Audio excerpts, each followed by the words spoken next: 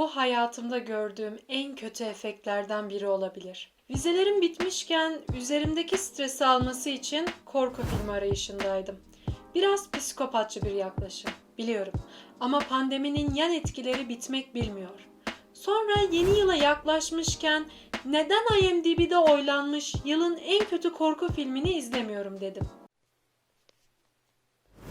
Film düşkünü, vizyoner bir yazar ve araştırmacı ruhlu sıradan bir insanım. Ben de Bete. Öyleyse başlayalım. Başlasana. Stop it.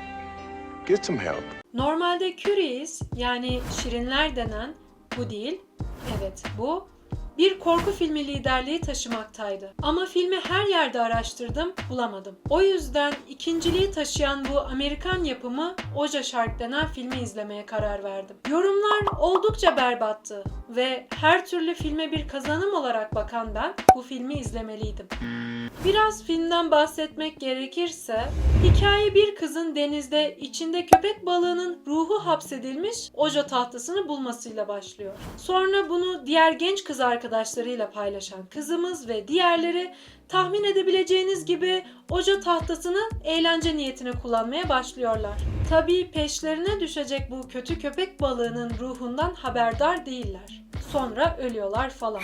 Baş karakterimizin ailesinin de bu tür doğaüstü şeylerle alakası olduğunu öğreniyoruz. Ana karakter bunları öğrenirken piknikçiler, arkadaşlar tek tek köpek balığının lanetlenmiş ruhu tarafından öldürülüyor tabii. Babamız da kendini feda ediyor. Ama neden ve nasıl olduğuna değinmek istemiyorum. Çünkü beyin hücrelerim kurgunun mantıksızlığındaki mantığını anlamayı ve kabul etmeyi reddediyor.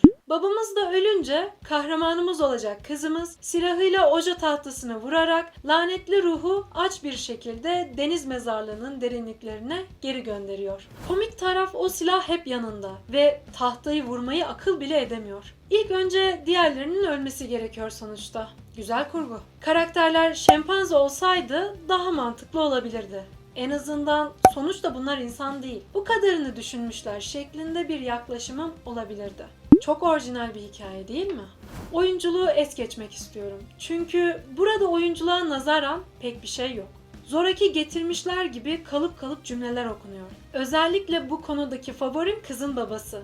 Kızının büyük bir tehlikede olduğunun farkında ve işler daha da kötüye gidecekken koruduğu soğukkanlılığı dünyadaki mantık kavramının sonunu getirebilecek bir türden. Your daughter is in danger. Right now. The beast is hunting her. What can we do to stop it? There must be something.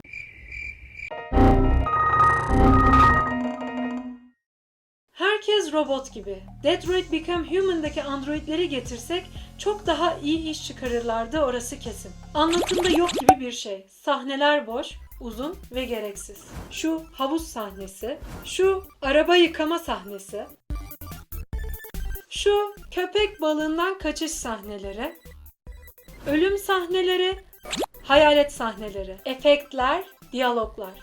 Hemen her şey insanı filmi direkt kapattırmaya itiyor. Hadi her şeyi geçtim. Kamera daha doğru düzgün tutulamamış bu filmde. Kameranın fazla sallanması filmden direkt kopmama neden oldu. Kapatmak istedim 5. dakikada ama sonuna kadar izledim. O yüzden bu kadar dolmuşum filme karşı. Görüntüye bir şey demeyeceğim. Oldukça amatör çekimler, görüntüler gayet beklendik. Peki ya müzik? Baştan beri 10 dakika boyunca aynı çalan gerilim müziğiyle kanser oldum desem yanlış olmaz. Ortada hiçbir şey yokken filmlerin ilk sahnelerinde direkt başlayan gerilim müzikleri beni gülmeye itiyor. Ne olacak şimdi sorusunu kendime soruyorum heyecanla. Bekliyorum ve hiçbir şey olmuyor. Bir kamera geçişi, bir ses efekti, hiçbir şey. Normal sıradan bir filmmiş gibi devam ediyor. Anca aradan belli bir vakit geçtikten sonra öyle korku dolu sahneler gelmeye başlıyor. Bu filmdeki korku sahnelerine gelecek olursak hepsinde bir ayrı güldüm diyebilirim. Sinirden gülmeyi bırakıp kriz geçirdiğim de oldu. O birbirini tekrar eden aynı saçma sapan sahneler geldikçe gülmek bile acı verici gelmeye başladı ve artık gülmemeye başladım. Hadi anladım. Görüntü boş, müzikler boş.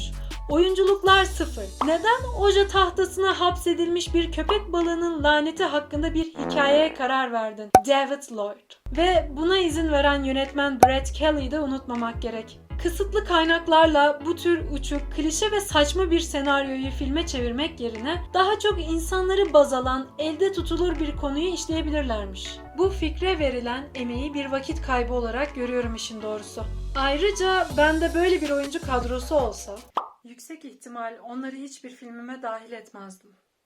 Bu köpek balığı meselesine gelecek olursak, hayatımda gördüğüm en saçma köpek balığı efektiydi diyebilirim. Köpek balığının birilerini öldürdüğü sahneleri gördüğümde oradaki kan ve ses efektleri sevmediğim Curse dizisindeki kurt sahnesini arattırmadı değil. Bunun neden bir korku filmi olduğunu anlamış da değilim. Korku değil, kara mizah desen o bile olmuyor. Okay, what do we do? Hold hands or something? Yeah, hold hands. That's on my hand. En doğrusu mizahı bile iyi pişmemiş komedi filmi daha yerinde olacak gibi. Bu ara bu film neden 71 dakika? Daha çok 71 dakikalık film değil de işkence gibi. En azından iyi ekipmanlar, iyi oyuncular, iyi editörler, kameramanlar olmadan basit ama iyi bir hikayeyle kısa, maksimum 20 dakikalık bir film çekselerdi çok daha iyi olabilirdi. Brett Kelly'nin diğer filmlerine de bir göz atmak istedim ve şöyle bir sonuca vardım. Normalde ilk çekilen filmler evet pek iyi olmaz. Önemli olan da zaten geçmişte çekilen hatalı filmlerden ders alıp bir sonrakine daha iyisini ortaya koymaktır. Kelly bu olayı biraz yanlış anlamış gibi. Çünkü yönetmenin 2012'de çektiği bu filmin fragmanı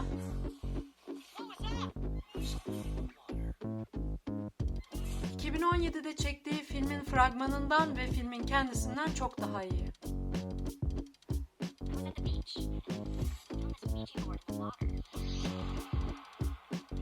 En azından görsellik ve çekimler ben daha iyiyim diyor.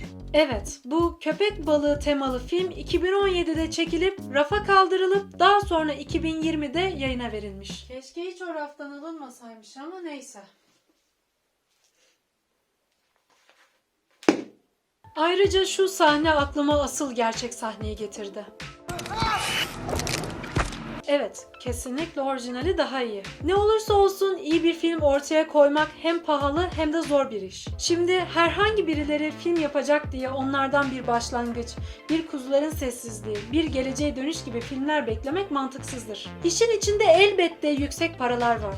Demek istediğim küçük meblağlar ile de güzel çaplı şeyler yapılabilir. Ama bu şekilde değil. Yani ne bileyim, düşük bir bütçeye göre böyle şartlı bir senaryo fazla kasıntı değil mi sence de Lloyd? Filme 0 vermek istedim. 0 yok. O yüzden 1 vermeye karar verdim. Ama daha sonradan vicdanım el vermedi ve ortalamanın üstünde 2 puanını verdim.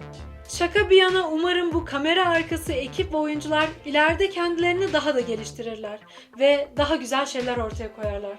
Öncelikle yazardan kurtulmaları gerekiyor. Bunu hallettikten sonra gerisinin de geleceğine eminim. Acaba bundan sonra gidip en kötü fantastik veya komedi filmini mi izlesem? Beyin hücrelerim yeterli sayıda kaldıysa olabilir.